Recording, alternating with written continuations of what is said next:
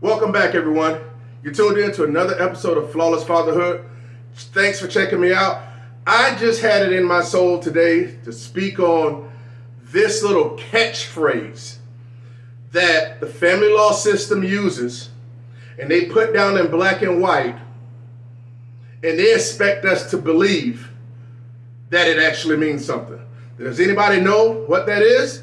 As you can probably see from the thumbnail or from the title, yes, I'm speaking about for the best interest of the child.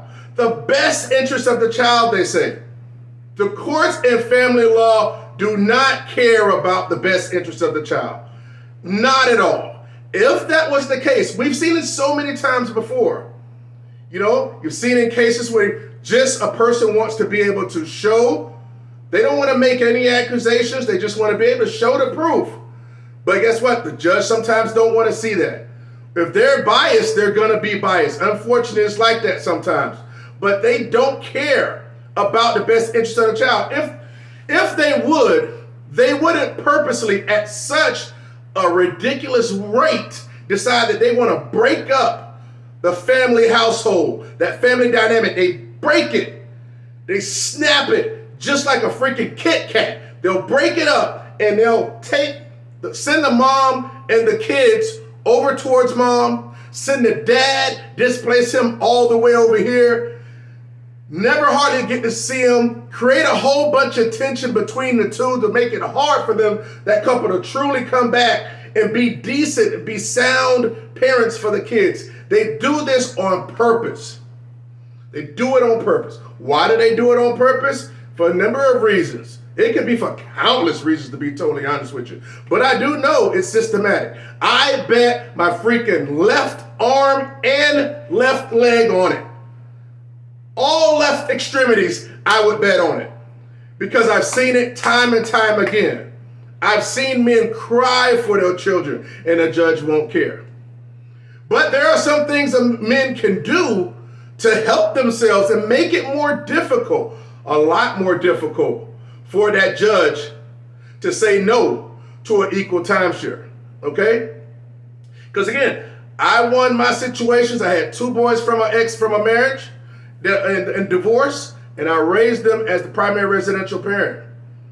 Their mother wasn't a messed up person or anything, but guess what? I knew the system well enough, not through book wise, just by common sense and having enough gumption, that I was able to position myself to where I could raise them and to raise them accordingly.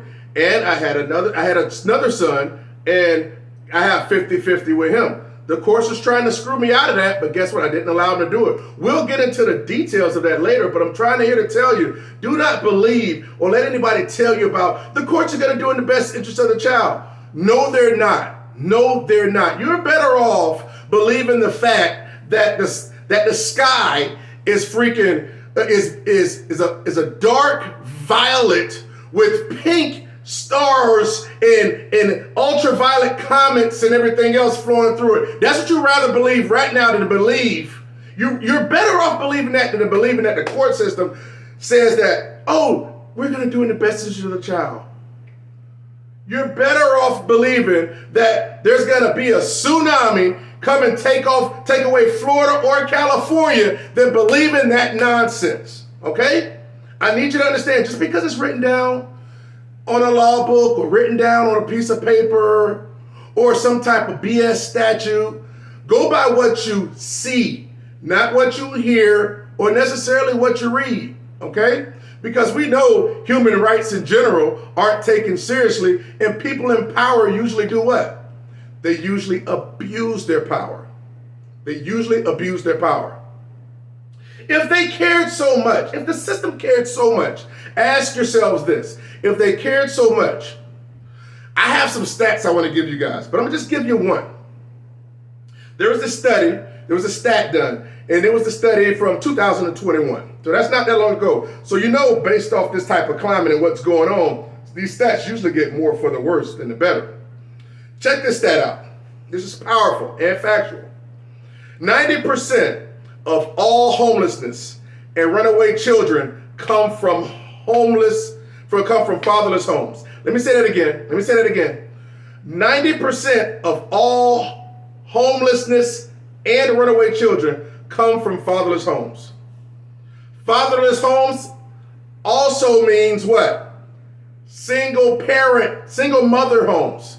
Single mother homes. That's what single mothers are putting out there. That's what they're giving back to society. A rate of 90% homelessness, all homeless people, 90% of all homelessness and runaway children are from single mother homes / fatherless homes. That ought to tell you something. That's why it kind of just makes me kind of like, people always like, well, look at the homeless that are out there. The country doesn't take care of them. No, the country make it perfectly clear. They don't care about the people that put their lives on the line for this country. They've already used them, chewed them up, and spit them out. It's unfortunate they're in that situation, but that's the truth of the matter. So listen, do not buy into the narrative of best interest of the child. Okay?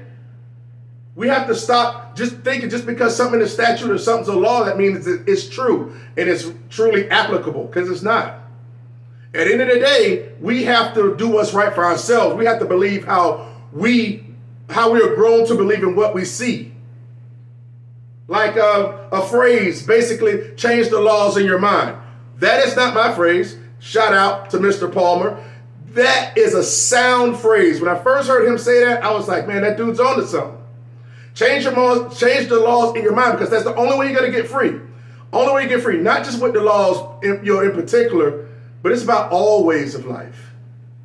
It could be in religion and other walks of life as well, and other aspects. So just know that the best interest of the child is nonsense. At the end of the day, you have to position yourself to make it as tough as possible for that judge to make you or to keep you in every other weekend dad. I can help you here at Flawless Fatherhood. We're going to start live streaming next month. So I encourage you guys, anybody that's seeing this for the first time, subscribe to the channel, share the platform, text it, send it to someone that it may be in need, because we're going to pop off with the common sense way how to help you get back into your child's life. But there's a little bit of work to be done. But it's nothing you can't do, because I know you're in the business of becoming a flawless father. That's right. That doesn't mean a perfect father, because nobody's perfect. But you are on your way to becoming a flawless father. And I encourage you to share this video, subscribe, be a part of the community. When we start going live, I want to make sure I have enough people out there so they can jump on the platform and be able to ask questions. I am not an attorney, but what I am is a person that's went through things in life and with the court systems and got 2 wins, 0 losses. And I can show you the common sense, practical way, the critical information you're going to need to be able to get yourself in a position to where you can be in your child's life a significant amount of time. That's what I'm doing this for. This is my way of giving back my wisdom that I went through in my life. I hope you guys join the platform. Thank you for watching the video. I have so much to share with you guys, and I can't wait. Flawless Fatherhood. Stay strong, stay diligent, and let's get proactive. See you in the next video.